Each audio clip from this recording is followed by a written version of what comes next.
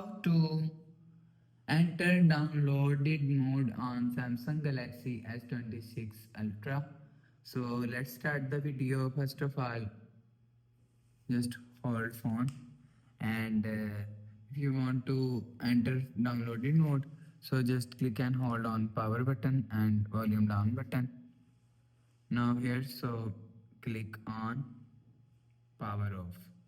So after remove cable, you will see click on power off. So after power off phone, you will see just click and hold on power button, sorry, side button. So after just click and hold power button, you will see Samsung is restart. So after restarting, you will see pin insert, again insert pin. After insert pin, you will see enter passcode and key and click on OK. You will see your downloaded mode is entered. So after the process, go back to home screen, refresh phone. So that's how you can enter downloaded mode on Samsung Galaxy S26 Ultra.